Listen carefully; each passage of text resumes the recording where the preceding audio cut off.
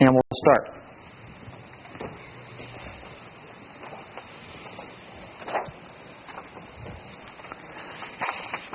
Welcome to Faith Seminary, Tacoma, and this course, Philosophy and Christianity. I'll be your teacher. My name is Stephen Whatley. And many people who take this class or read the class title think that these two words on top of the board here, philosophy and Christianity, they think that those two words do not go together in the same sentence.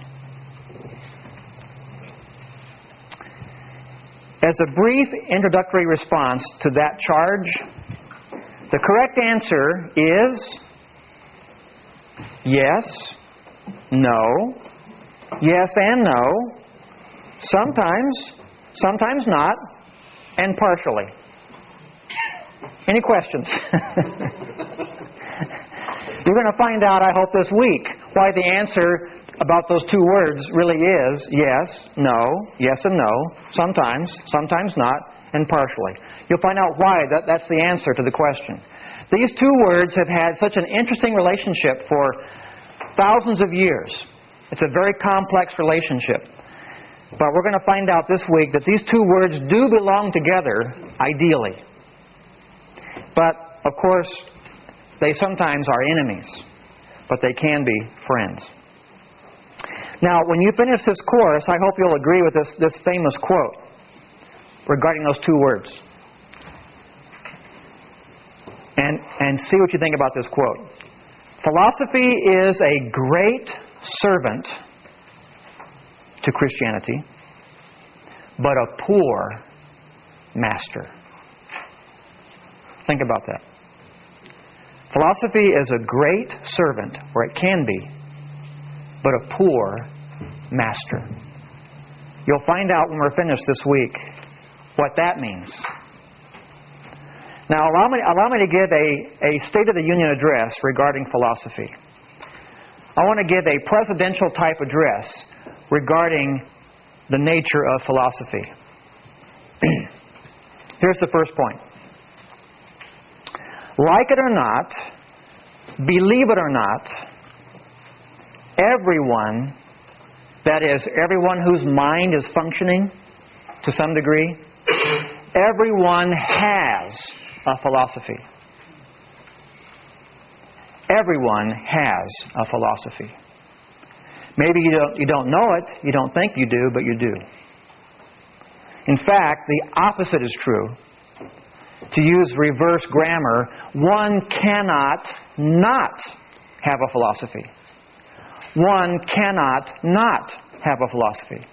It's impossible to not have a philosophy. So you have one, and everyone you know has one, whether you realize it or not. For example, here you are taking this class. That means because you're here in this class, you consciously or subconsciously have a philosophy of education.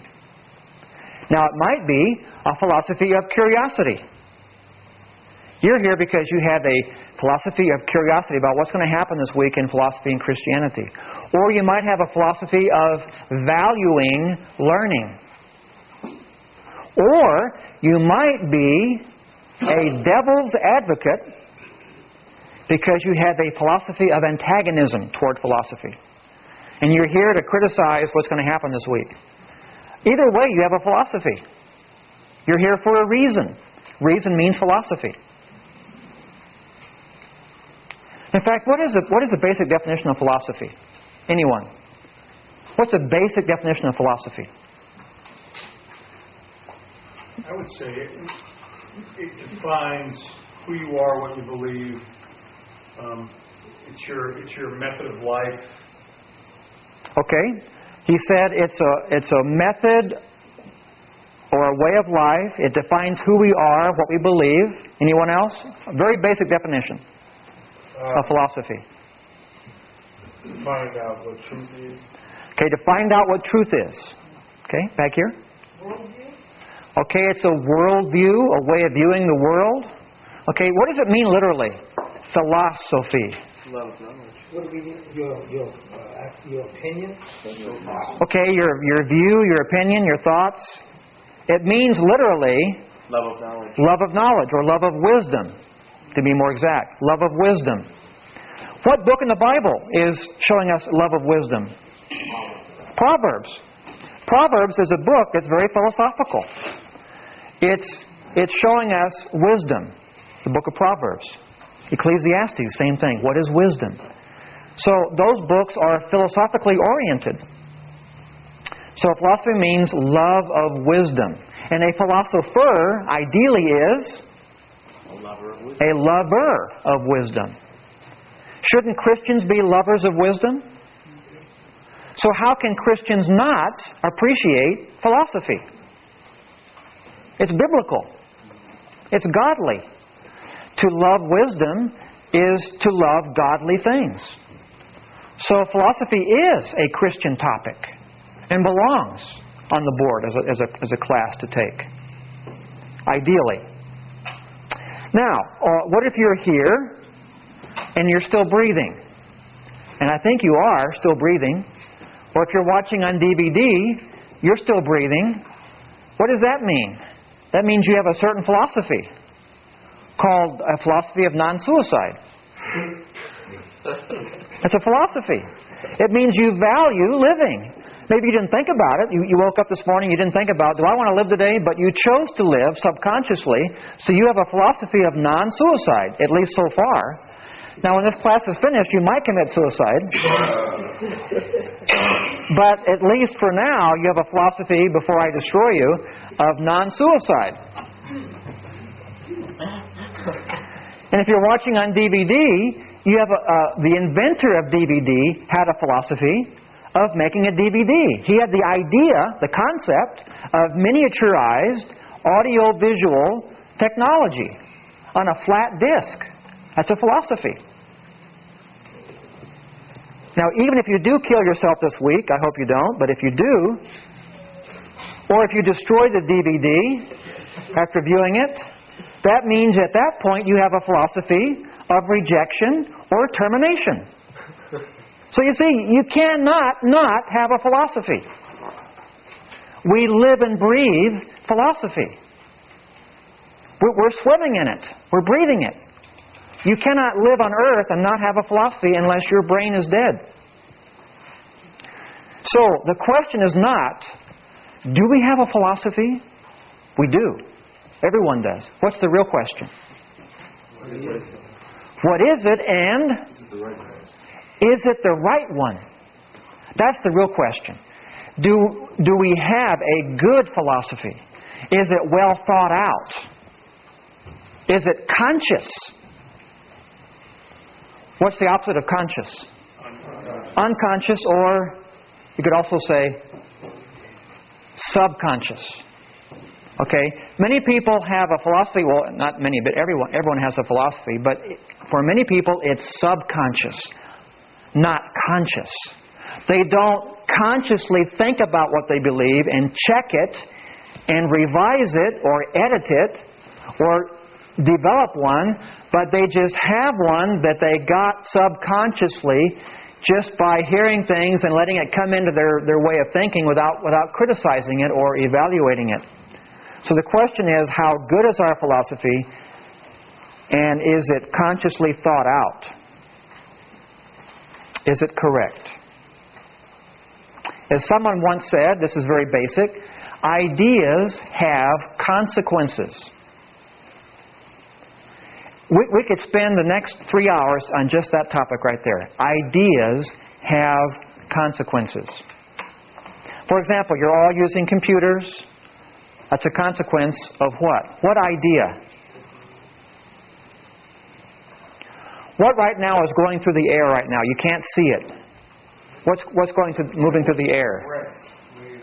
What's that new wave thing? Or was it someone else who said it last quarter? What's the word for the waves? The internet waves, the email, the computer waves? Information. It's a fancy word. Wi-Fi. Wi-Fi waves are now moving through your body, moving through the walls, moving through the air. Okay, where did that come from? The idea of Wi-Fi waves.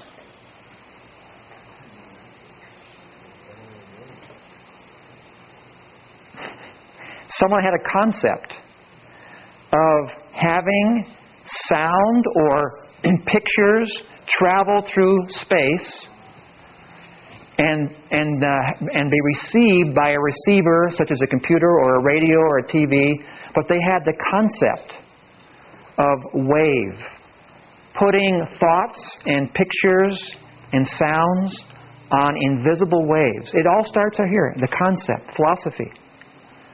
But today, we all use the consequences of that philosophy and don't think about the philosophy at all, or the philosopher who had the idea.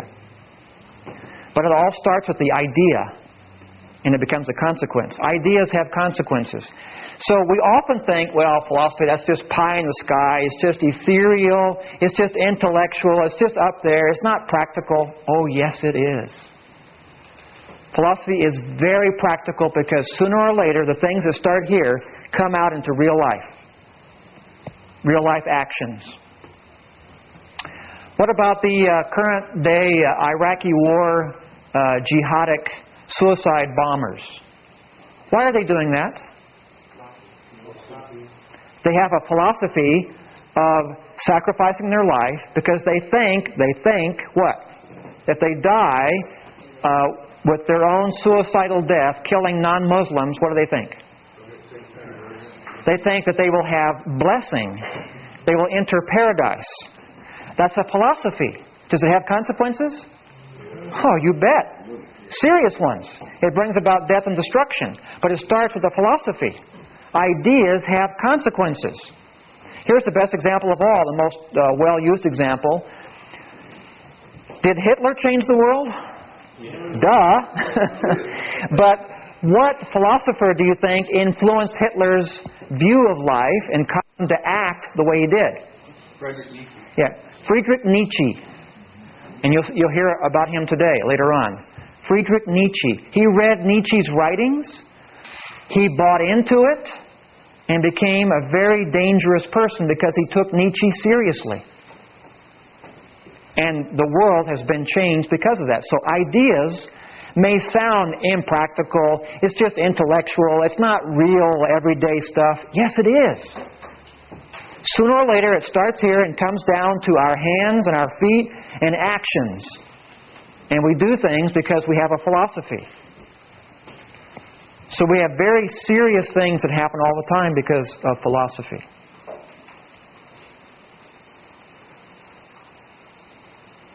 I want to give you a joke now and make a serious point with a joke. If you heard this before, please be patient. But I hope this is a new joke to most of you. Here's the joke, and I'll make a serious point with this joke. Some people one day were arguing about philosophy. And one group said, we should all follow Plato. The essence of Plato's philosophy is to be is to do. Half the group said, no. That's not right. We should all follow Aristotle. Aristotle's philosophy is the right one. To do is to be. And they argued for thousands of years. Their disciples just went back and forth. To be is to do. No, to do is to be. Back and forth. Thousands of years. It was only in the 20th century that we had a resolution with a contemporary philosopher named Frank Sinatra, who put it all together. Do, be, do.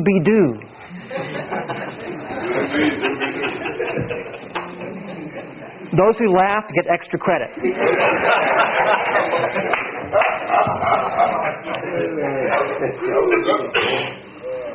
Okay, now I promised I'd have a serious point. So I like to use humor, but I like to have a serious point too. What's the serious point? 2 points I want to make about that joke, besides being a good joke. First point is, people often think they know what a certain philosophy is, but they really don't. They simplify it so far, they misunderstand it. That's not what Plato taught exactly. It's not what Aristotle taught. It's just a joke. So people sometimes use these words, well, Plato was this and Aristotle was that, but they don't really know what they really thought and how important their ideas really were or how bad some of their ideas were. So we sometimes misunderstand certain ideas that we attribute to Plato or Aristotle or other famous philosophers. Second point, and this is the most important one. Sinatra, now we laugh at Sinatra as a philosopher. We think he's not a philosopher. Yes, he is. Remember, who has a philosophy? Everyone. Everybody, including Sinatra. Okay? So Sinatra is a philosopher. He might not be a very good one. In fact, he's not a good one. But he is a philosopher. In fact, he had a famous song that expressed clearly his philosophy. What do you think? Yeah, I did it my way. I did it my way. And that is his philosophy. Now, does that have consequences?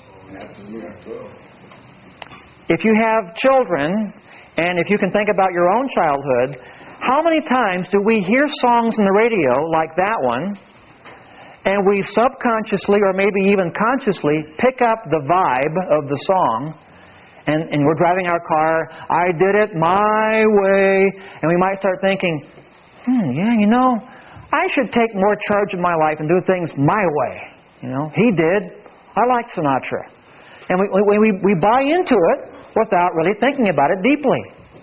And we start thinking, yeah, I'm going to live life my way. So, you know, I read the USA Today newspaper, other newspapers sometimes, to see what's happening among the typical people in our country. And you can read all kinds of quotes all the time about, you know, I value what Britney Spears thinks about this. I want to be like Britney. Oh, no. But people do. They admire their pop stars, their favorite TV show host, their Hollywood star, and they all have philosophies. You watch the Academy Awards. When they get their award, they try to slip in their philosophy about war or Buddhism. If it's Richard Gere, you get lots of philosophy sometimes about war and Buddhism. So they all have a philosophy, and people who admire Richard Gere or other Hollywood stars, they buy into philosophy. And it happens subconsciously, sometimes consciously. So the point is, Sinatra has a philosophy, and it does have an impact, and so does everyone else. Everyone is capable of having an impact with their philosophy, good or bad. Now, in using fancy language, what is Sinatra's philosophy in using philosophical language? Postmodernism. Well, it might be postmodern, but it for sure is what's called existentialism. It's a fancy word, but it basically means my way. Existentialism. Another word for that would be hedonism. Hedonism, which could be explained as my way-ism. Selfism. Individualism. Okay, these are all isms that have fancy language, but they mean Sinatra, my way-ism, basically. Is that very American, Sinatra's way? Yes, it is. My way? Yes. Oh, yeah. America is full of Sinatra's philosophy. Right. So is in hell. So is what? So is in hell. So is people in hell. So are people in hell. It's very, very common philosophy. Okay, let me give you an introductory challenge then. And we read that earlier. Again, C.S. Lewis reminds us that Christians need to know philosophy. Why? At least what? At least in order to answer bad philosophy. Christians need to know philosophy at least in order to answer bad philosophy, such as Sinatra's philosophy, such as Britney Spears' philosophy, or whoever is the influence in today's world. That's the minimal reason for philosophy. Of course, the maximum reason is to promote truth. To promote truth. that agrees with Scripture. So again, ideas have consequences. Many ideas are bad. They therefore have bad consequences. So we need to know philosophy to answer those bad consequences and to promote good ideas that have good consequences. So again, if it's not clear yet, philosophy is a given in life. It's all around us. We cannot not have a philosophy. It's the air we breathe. Okay, now we're going to do a session now on reviewing the history of philosophy. Yes, I'm suicidal. But we're going to attempt the impossible. We're going to try in a couple of hours, a few hours, to go through highlights and lowlights of the history of philosophy. I have 6 pages copied for you. I'll pass them out. Of course, you have to read this on your own, word for word. But in class, we'll cover a few highlights or lowlights, or both, of key ideas that have been going on since the beginning of recorded history until now. But before we do that, I want to give you a guideline from the book, The Journey by Peter Kreeft. You have the book, but I want to give you also a handout that shows the outline of the book. And that'll be our guideline for how to evaluate the history of philosophy.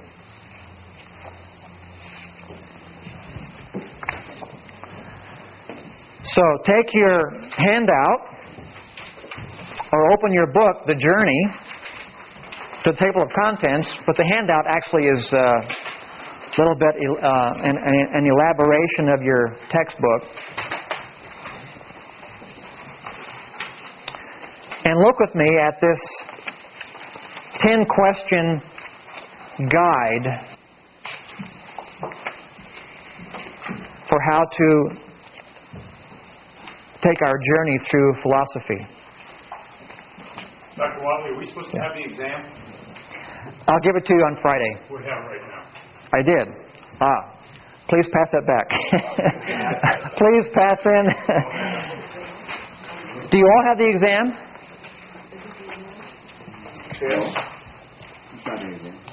Okay, I gave you... If you got a test, don't look at it and please give it back. I gave you the wrong thing. Now, if you have 10 questions, that's the right thing. I think I gave half and half.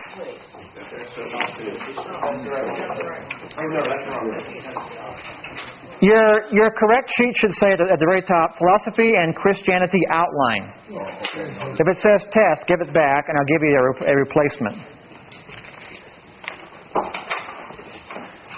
Do most of you have the one that says Philosophy and Christianity Outline?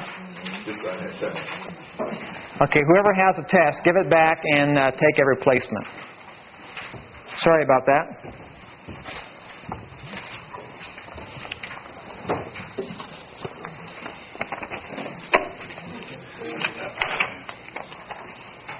Okay, do you all have the 10-question outline? Philosophy and Christianity Outline? Need 2 more? That's a test there. Thank you.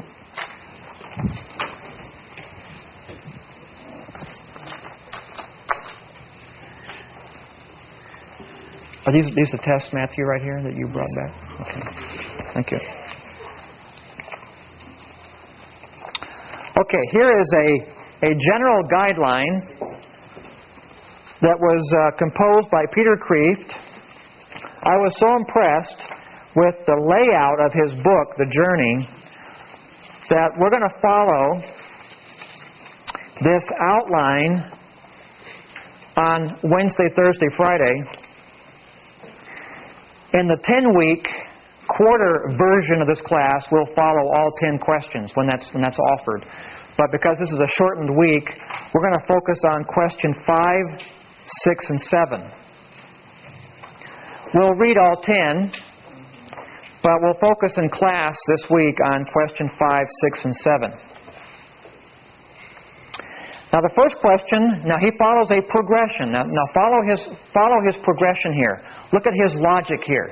He has a very logical kind of progression about where to start in philosophy and where to finish. This is very, very simple, but I think very well thought out. Number one is to question or not to question. That is the question. What is that taken off from? What is that a play on? Shakespeare. To be or not to be? That is the question. Well, he is playing on that Shakespearean theme. And in philosophy, the first question we should have is to question or not to question. That is the question. Now, why is that number one? We said earlier that Sinatra is saying my way. People often believe the my way view, but quite often it's not thought out. It's just absorbed how? Subconsciously. Okay? So people who absorb philosophy and ideas from Britney Spears or Frank Sinatra or whoever, they just soak it in subconsciously. But this is saying, think about things how? Consciously. Think about Sinatra's song in philosophy consciously. Think about Britney Spears' view of life consciously. Don't just accept it because it's popular. Check it out. Think about it consciously. So here he's saying the first question for a journey of the mind, a journey into the world of ideas, the first question should be, should I even question at all? So the answer could be, I don't care about questions. I don't care about thinking. I don't care about being conscious. I'm just going to listen to my favorite songs on the radio and believe my favorite pop stars. That's one option. It's a bad option. But it's very common. But he's saying, you have to first ask the question, should I question? Now, how many of us have never questioned Christianity? You were born into it. You love it. You love the Lord. And you never even questioned it. Is it sinful to question? No. Some would say yes. I would say no.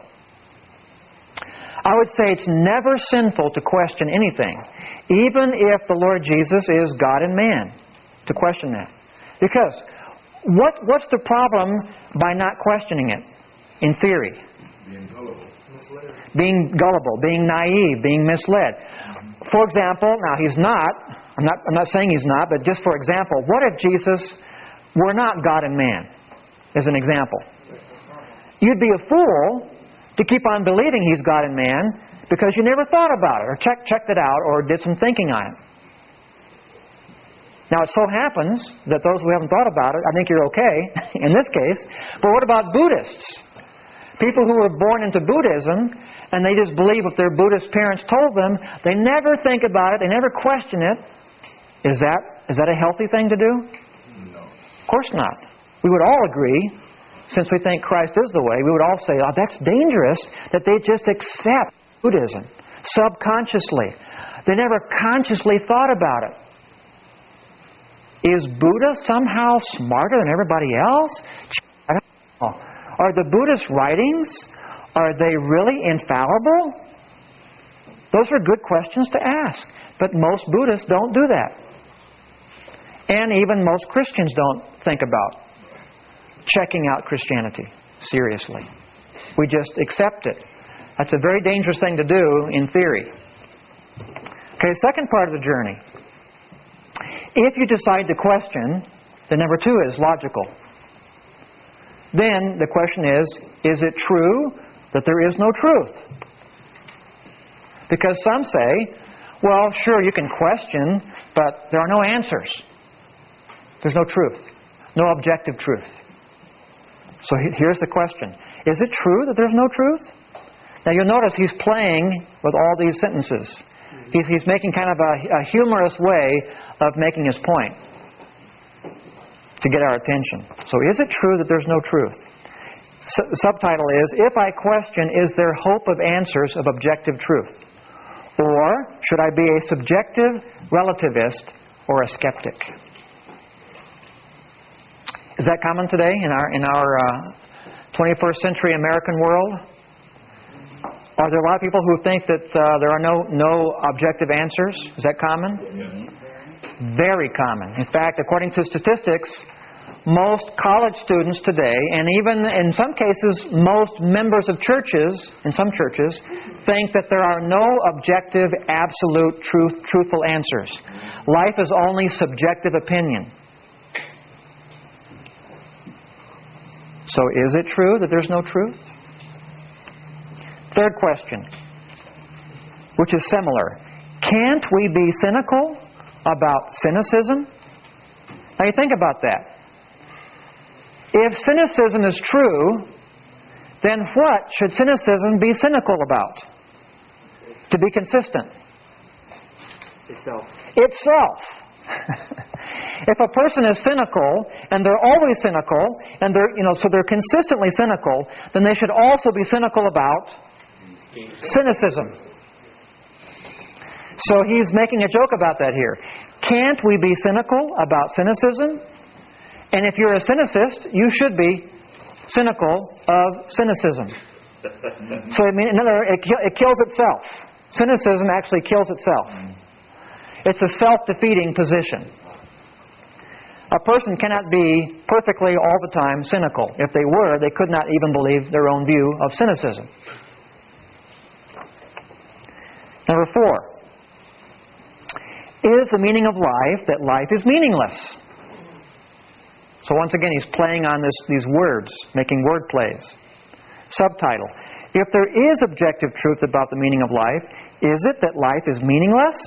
Or as Ecclesiastes says, vanity of vanities?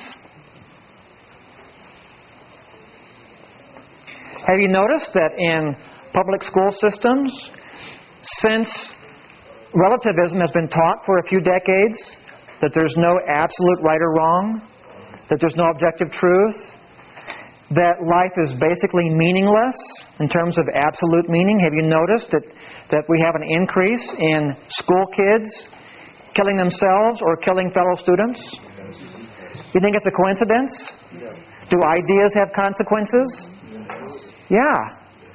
I think it's not a coincidence that you have a lot more children who don't know right from wrong. So what does it matter if I get a gun and kill my school Johnny? In fact, there's a book I mentioned last module in apologetics. It's a well-known book called Why Johnny Can't Tell Right from Wrong. You know why Johnny can't tell right from wrong? Who tells Johnny that there's no right and wrong? Society and many of his teachers. You go to school today and they tell you there's no absolute right or wrong.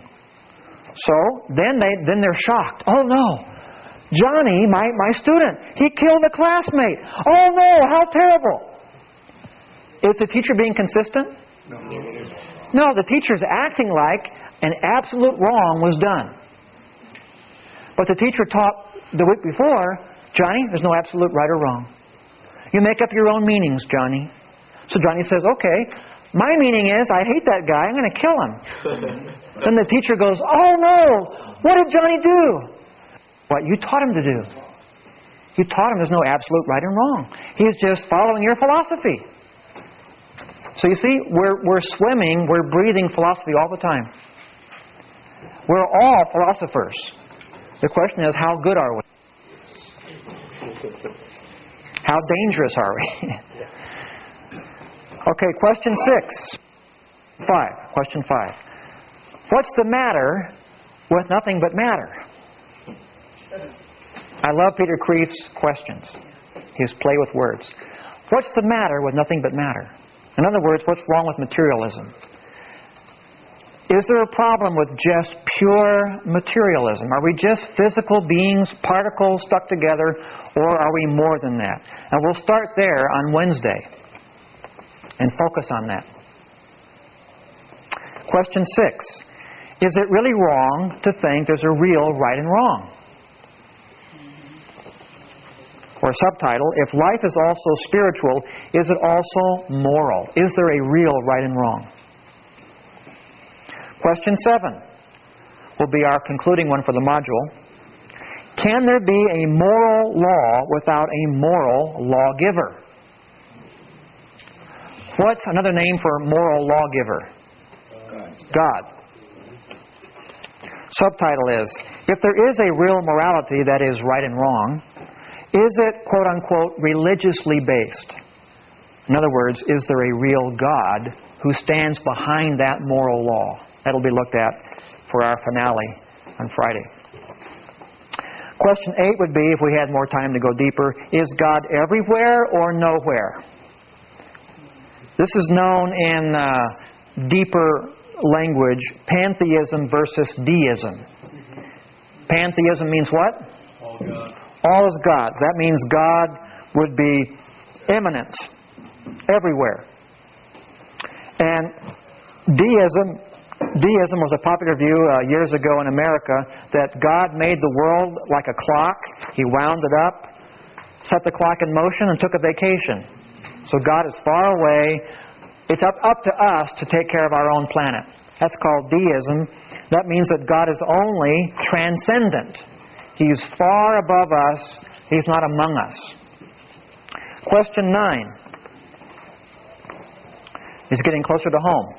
Is Jewish history a divinely guided, revealed, His story? History or His story. In other words, if question 8 is showing God is both close, immanent, and far, transcendent, which is the Bible worldview, if God is both transcendent and immanent, sovereign and incarnate, above us and with us, if He's both, then number 9 says, then is it possible that someone among us, like the Jews, had contact with this transcendent and immanent being we call Yahweh? That's the question. Are the Jews a specially divinely guided people or not? And if we say yes, then the last question is, what about this Jew named Jesus? Is he special or not? Is he a liar, a lunatic, or Lord? We talked about that in apologetics. Subtitle, if the Jews were God's original special people and prophets, is Jesus the Jewish Messiah or Christ or Lord, the God-man prophesied? So you see, we start with, number 1, to question or not to question. And we end up with Jesus. Well, we follow a logical progression with thinking about thinking. Should I be a thinking person? Should I question Buddhism? Should I question my own religion, Christianity? Should I question things I've been told and learn to have a conscious worldview, a thought-out worldview that makes sense to me and I can defend it with reason and evidence? And you keep going that way, and Peter Kreeft says if you keep going a certain logical way, then you very well end up with the final question being, what about Jesus? Is He God become man? Is He really the truth? The wisdom? The logos, the Greek word for wisdom and knowledge? Or not? So that'll be our guideline. As you read your notes, as you read your textbooks, as you look at philosophy, keep in mind this 10-question logical progression and see if it helps you and helps those you might be talking to in life. So this is just a suggestion for how to approach philosophy using his book and his 10-point layout.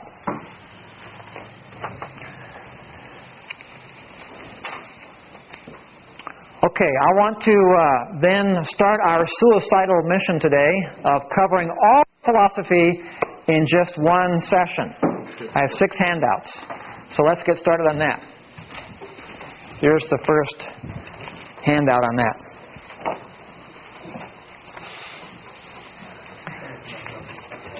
We're going to do the overview, the big picture. I think I gave you less than half of that pile there. We're going to follow the big picture first. Today is our headache day, okay? If you have aspirin, please get them out. Get out your Tylenol. We're going to do a shotgun here, okay? I'm going to just shoot some shotgun pellets of different philosophies we've had from the beginning of recorded history until now. I'll pick a few highlights or lowlights and get the overall picture. And then we'll focus on the next 4 sessions with putting the pieces together and trying to understand why we have all this variety of philosophy and what do we do with it. So first, the overall picture, then we'll focus on different points the following sessions. Okay, you have there in your hands first page of our review called Review of Philosophy. Notice that some of these titles have an asterisk next to it. All the ones that have an asterisk next to it are my recommendation for further study. Your test will be less than those asterisks, but if you're interested in follow-up, I recommend my own opinion. Everybody's different. My own opinion is you might find it valuable to follow up with these ones that have the asterisk next to it. But I will give you less than that number of things to focus on for your test. Now, in most courses of philosophy, they start with what culture? In America, at least, Greek. Okay? And we're going to get to the Greek culture quickly also. But I'm going to show you that an earlier tradition in philosophy was actually from India. It says there Indian philosophy. That's not American Indian, but Indian. Hindu. And these are the oldest writings that we have that are philosophical. They're from India. Beginning about 100. I have 3 paragraphs under that Indian philosophy heading. And I have an underlined subtitle. First paragraph says pro-Veda. Do you see that? Second paragraph, anti-Veda. And third paragraph, non-Veda. I'm not using language from Star Trek or Star Wars. Isn't there a planet Veda? Or no, is that? Oh, I'm talking about Data, not Veda. Sorry. But this is from Hindu writings. They have writings called the Vedas. Many of the Hindu scriptures are called the Vedas. And the first paragraph are those writings that believe in the truth in the Vedas. So these are pro-Veda philosophies. And they're very, very deep and mystical and hard to understand. And we're not going to cover them. We're going to ignore them for now. Move on. Second paragraph is anti-Veda. Hindus who did not agree with the Veda scriptures. But notice the first paragraph, the pro-Veda, they're almost all theistic. The last part of that first paragraph, it says, note, all are theistic except 2 of them. So these first philosophies were very theistic, or promoting the idea of God or a divine being. The anti-Veda people, second paragraph, it says at the end of that paragraph, all are atheistic. They didn't believe in God at all. So here you have some early Hindus who wrote that there is no God. And the third kind of Hindu philosophy is called non-Veda, and they were theistic again. So the pendulum swung back to theism. So don't worry about those for your test. You can forget that for your test. But just be aware that philosophy in terms of recorded history began in the East, not the West, not in Greece. The Hindus were very early interested in philosophical matters, at least in terms of recorded history, things we have that are still with us today in terms of writings. The Chinese came on the scene about the same time the Greeks did in terms of writings that we have. About 600 BC, which is when Greek writings began that we know of, we have Chinese philosophy. I'm giving you 3 kinds. Confucianism, You might want to change the spelling to Confucianism after this week is over. People say philosophy is Confucianism. But here's Confucianism, which is more of a philosophy of society, how society should be conducted. Second is Taoism, which is more mystical, about harmonizing with nature. And 3 is yin-yang. And that is more important for our purpose today, this yin-yang. Here's the symbol for yin-yang. And one of these is yin, one of these is yang. Maybe I had the wrong order here, but it doesn't matter. It says there, life as 2 elements. Yin, which is negative, passive, and weak, and yang, which is called positive, active, and strong. Now, this is more significant today because of the New Age movement in America, which has adopted certain Hindu, well, in this case, these are Chinese, but also some of the Hindu writings have this yin-yang concept with different language. But the New Age movement even buys into the Chinese element of yin-yang. And interestingly enough, though it says there that yin is considered negative, passive, and weak, the yin is being promoted today by the New Age movement more than the yang, because they also say that yin represents the female aspect of life and the peaceful aspect of life. So if you have a pen or a pencil, you can write female under yin / peace. Female/peace. Under yang, you can write in with your pen or pencil, male/war. Now it's true that males are more aggressive by nature. We're the ones who usually pick the fights in life, at least physical fights. And so there's a philosophy here that New Age picks up on, that life up till now has been a male or yang kind of existence, dominated by males. That's why we have wars. Wars like to fight and play tackle football. We're the aggressive ones compared to females. So it's the patriarchal or male or yang kind of era of history that has caused wars and misery. It's time we had an age of Aquarius. The yin, the female side, a time of peace.